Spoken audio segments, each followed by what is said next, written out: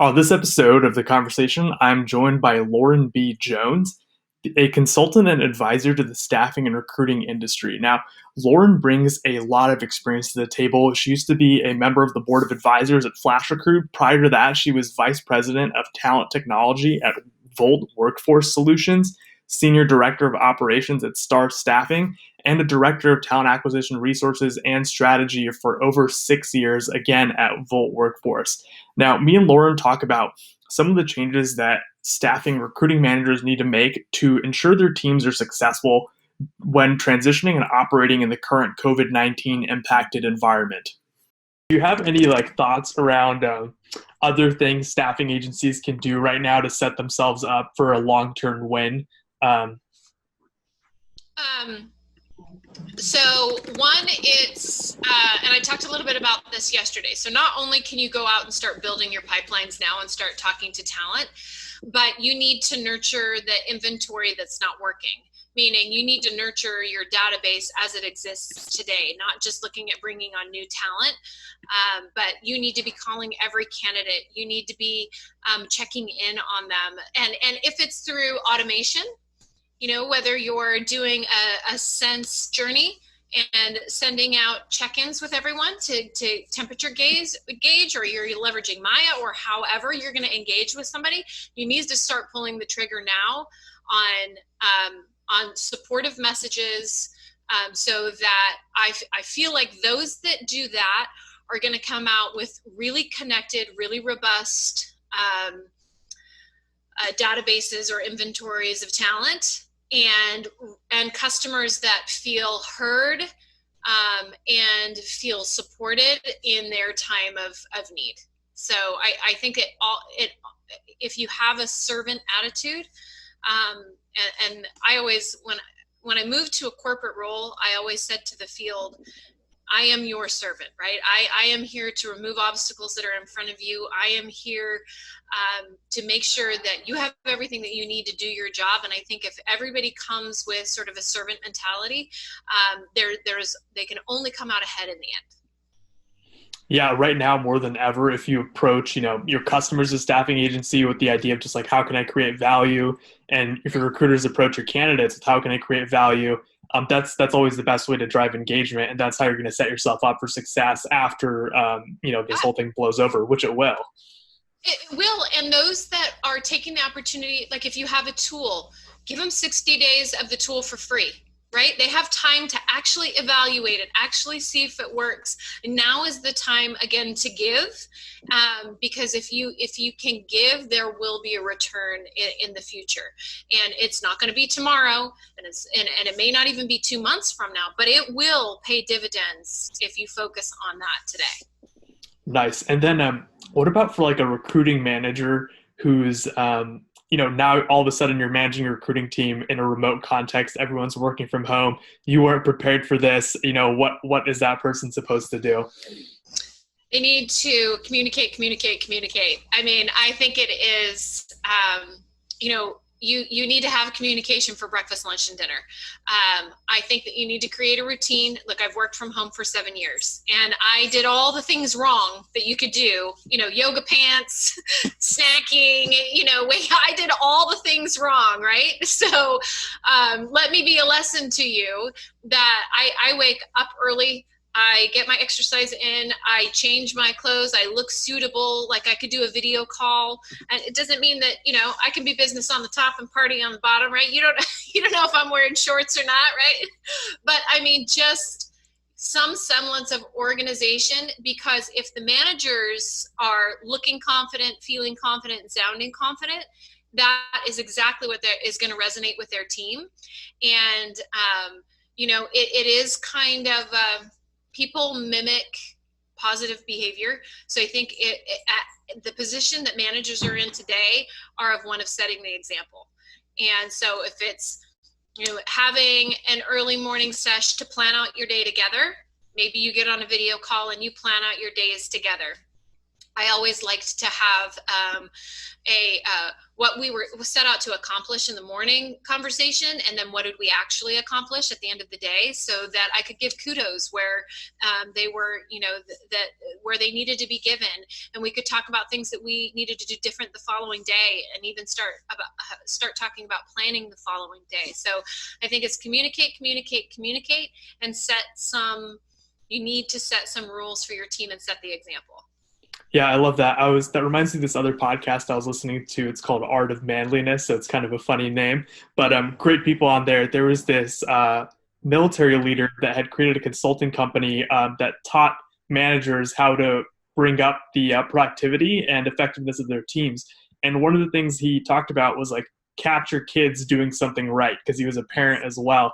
And that's exactly what you brought up there, is that give kudos to people when they're doing something right, and like do it regularly, and that's really how you're going to drive that engagement during the remote work environment. What about for like challenges with like, how there's the water cooler serendipity, I think I've heard someone refer to it as which is where people are coming in an office and there's just that serendipitous interaction that happens that sometimes leads to new ideas and things like that. How do you replace that? Well, I'm loving these online happy hours that employers are doing. It doesn't mean you have to have a cocktail, but I love that they're taking some time after the day to just shoot the shiz, right? They're getting everybody on the video conference. I saw this big group. I did it yesterday with the book club, and we have a professional women's book club, and I don't even know how I got on this book club because there are some really cool people on it. But I was just sitting there in awe. But I think that there's so much that can be done just through regular communication. And even if it's casual communication, after hours, you can bring a cocktail, you can bring a cup of coffee. Let's talk about the day. Let's water cooler talk it. Let's talk about sports. Let's talk about anything except for work and anything other than COVID-19.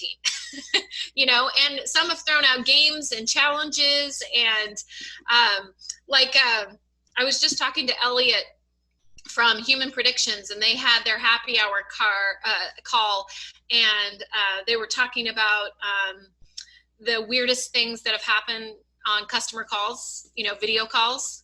I happen to be the topic of the conversation because I'm a wildlife volunteer, and my squirrel was on my head yesterday.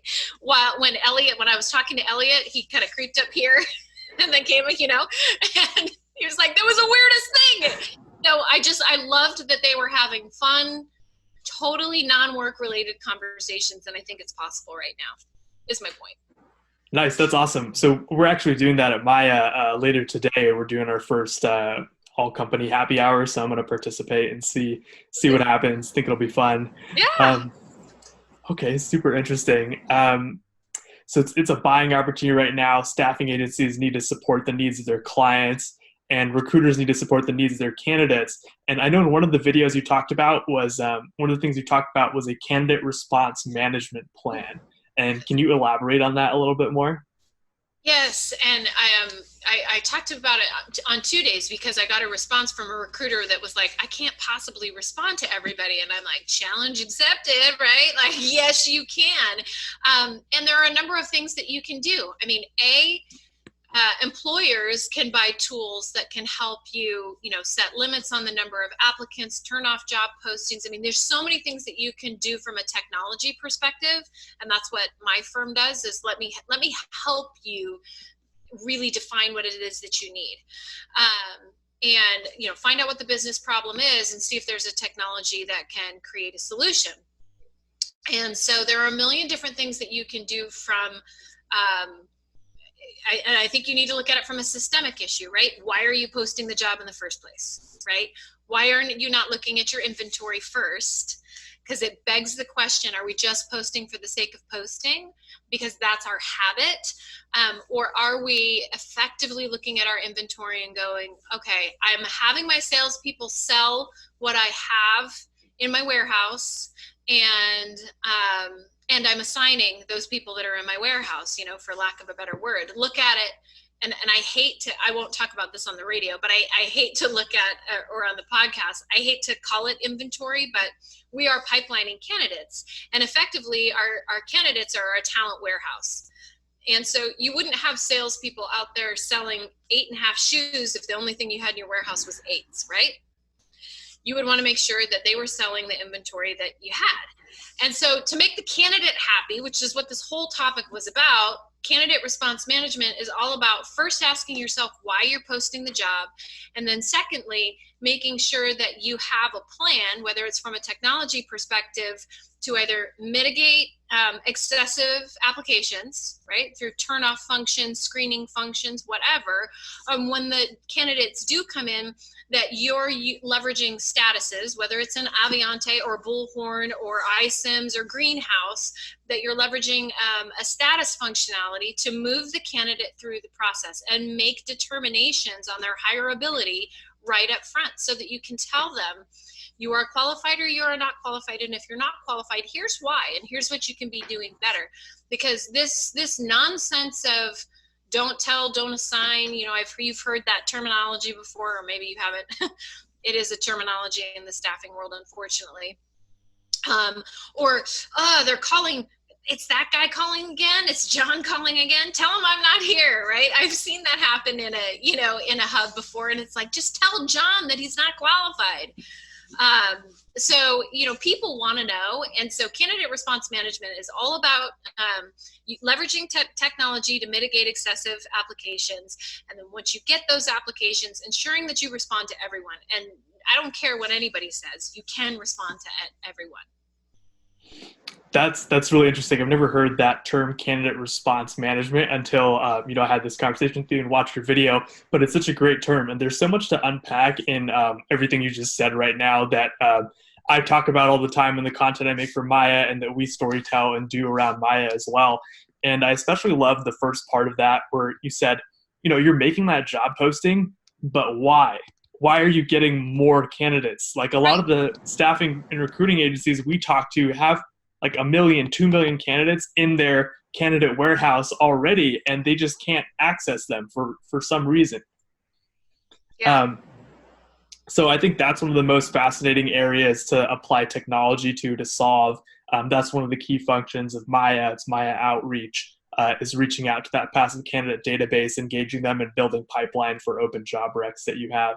And then the second thing that I absolutely love from what you were talking about is, okay, you're getting this new influx of candidates from your job posting, but you absolutely have to have a 2-step screening process with some sort of automation in front of your recruiters.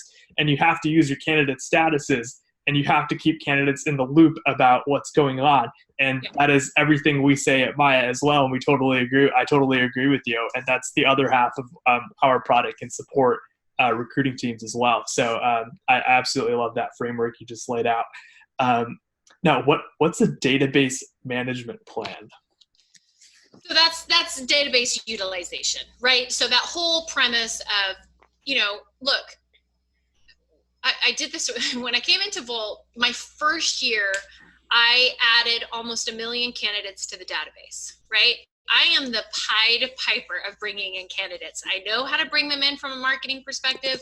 I know how to advertise so we get the best response. But what I struggled with the teams was, great, I brought in 1 million people. Now what are you doing with them, right? Because the big problem when I got there was, we don't have enough candidates. Nobody's got enough candidates to fill their job orders. And, I looked at the inventory and I'm like, well, you've got, almost 1 million candidates in there, but okay. So I set out on a mission to, add all of this inventory, and I did, and it was still this, we don't have any candidates. We don't have any candidates. And so what I think is we have really bad habits, right? We have a habit of, I get a job order, I post a job, I post and pray, and then I screen the candidates, and then I assign the first person that seems, relatively qualified, right? No.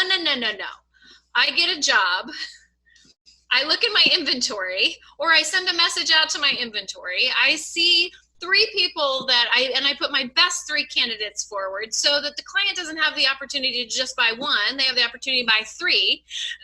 And, you expand your opportunity from there. I think that database management is the result of really bad habits, and or lack of database management or utilization, is really just the result of bad habits. So when you were at Volt, it's like I got a couple questions about that. Is like, what are your best practices for getting more candidates in advertising? And then second, when you get those 1 million candidates in, what was going wrong? Why weren't they able to get engaged? Um, so yeah, consistency is best, with candidate outreach, right? So, and brand consistency, brand visibility, and really well written job descriptions. So we went on a mission to like rewrite all of our job descriptions, clean them up, distribute them. We redid all of our landing pages on all of our sites so that the brand looked cohesive. The language was similar because that familiarity breeds trust, brand trust. And so what we wanted to do was create brand trust. So, we rewrote the job descriptions that we sort of blanket templated them. Your impact statement, your bulleted points of the things that are required in the job, and then a what's in it for them. If you don't have a what's in it for them in your job posting, it's like, right? Because that's what you're selling on. And so, and then I diversified. We had all of our eggs in one basket when I got there, and we had none of our job boards plugged in to Broadbean. So I plugged in all of our job boards, started monitoring what was working and what wasn't through appropriate source coding. And then through appropriate source coding, you can see which tools are really giving you the best results. And when you see the tools that are giving you the best results, that's where you spend your money. So we realigned our spend based on what was getting results. And which, that's an easy win. And anybody that's not source coding appropriately, it's an easy fix. And then we had really bad habits as it pertained to search and Bullhorn. So I upped the ante with Dijkstra. I signed on with Sense. We had conversations with Maya. How can we engage this database so that we can start leveraging it in a more powerful way? So yes, it's really easy, I think, to go out and attract the talent. I think it's really hard to keep it. And I wish that we as agencies made it a bigger priority, because if you look at our redeployment stats over the course of the year, a few years ago, we were like at 28% redeployment. I think we're close to 40% now, if I remember the last stats from SIA. But still, 6 out of 10 times you put somebody to work more than 6 out of 10 times somebody works one time for you. What a waste of money.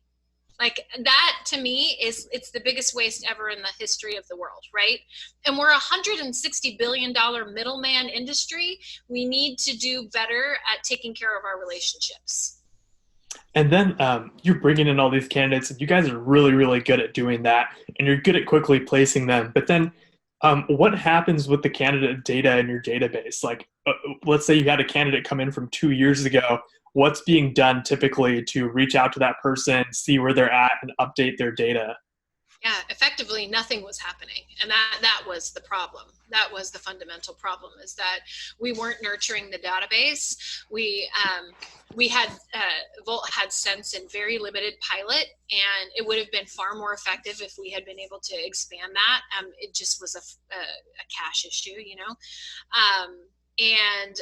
But all of that being said, even if you don't have all the fancy bells and whistles, look, Text Us isn't expensive.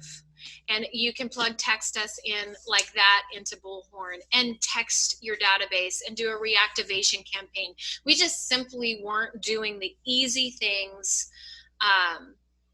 And I have to be really careful with what I say about Volt, but we weren't doing the simple things that you can do to nurture the database, redeploy them, look for referrals, engage in any sort of way. We just were assign once and run, which a lot of big firms do that. A lot of big firms do that. That's super interesting because I think even with texting, this technology is fairly new to the recruiting world. I was previously at a company called Text Recruit, And the first like year or two I spent there, we were just like convincing people that hey, it's actually okay to text your candidates, and it's not unprofessional if you do it right. Yeah. Um, so I think finally the staffing recruiting world has like accepted that okay, texting is okay. And I think the next thing we're all trying to convince them about, which if people who use AI have found this to be true, is that if you're using conversational AI to engage your candidates, candidates actually like engaging with it, and it's not a bad look for your company. So I guess that's the next sell that needs to happen. Um, I am 100% on board. So here's where I think Maya is so profound, right? I think first impressions, I prefer first impressions being human to human, right?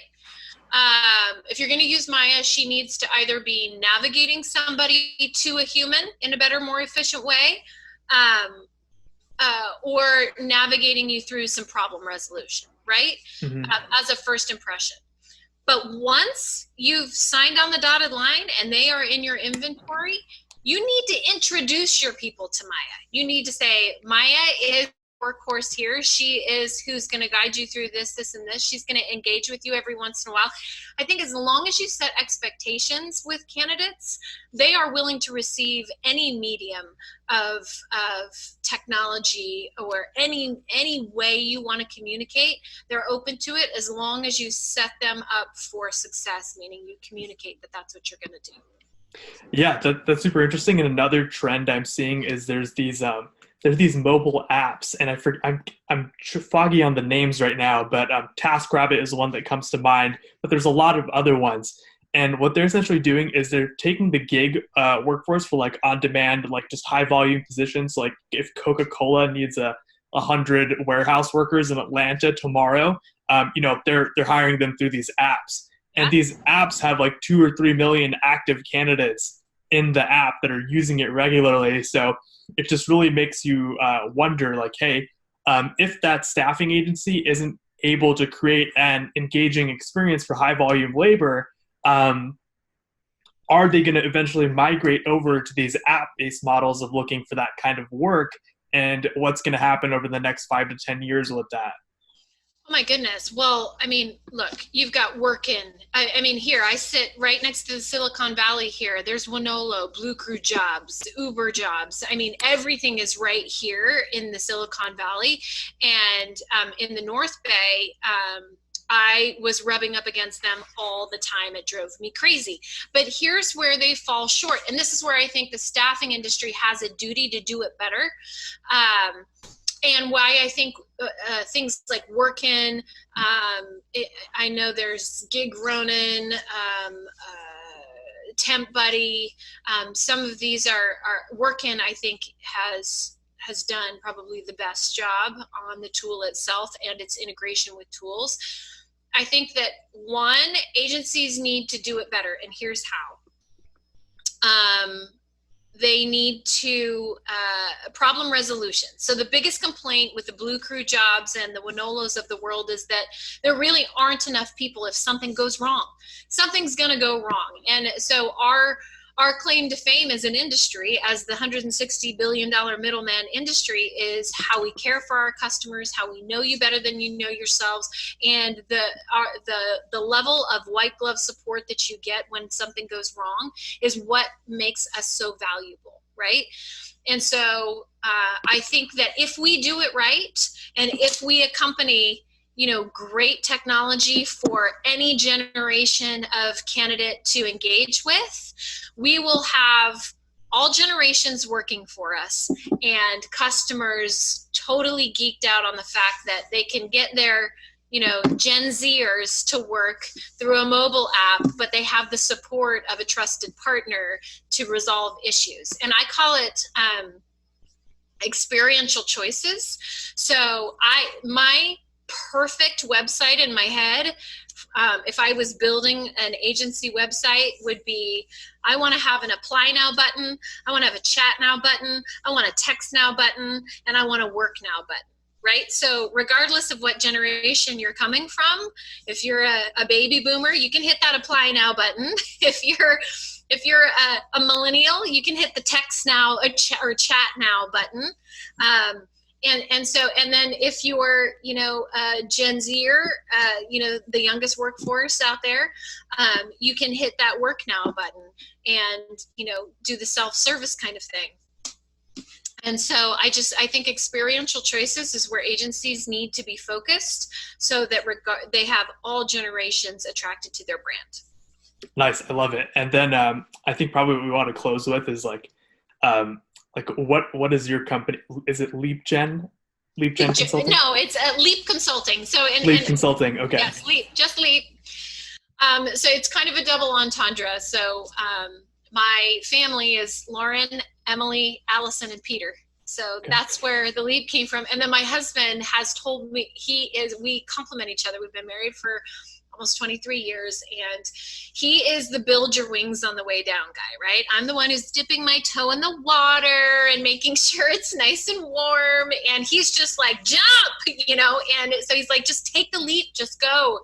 And so our farm is called Leaping Farms, and Leap Consulting, because he's always told me, you can go and do your own thing, just leap, take the leap. So that's where it comes from. And my consulting firm is focused primarily on helping companies identify areas of opportunity for efficiency and applying the right technologies. And tech stack is my jam. So putting together a tech stack that will work for you and gain adoption within your organization, and then go out and evangelize your tech stack. So I think that's where companies really have an area of weakness, is they go and they buy all this really cool stuff, but they don't name it anything, and they don't tell everybody all the great things that they're doing. And so I've partnered with a few other firms out there to tie a bow around that tech stack and go out and have your salespeople evangelize it as a huge differentiator for you. And so that's what I'm here to help businesses do, is get efficient through the use of technology, particularly Bullhorn Marketplace partners. And Aviante, I've got I'm forming a nice relationship there as well. But really being able to put something comprehensive together for businesses that are using Bullhorn.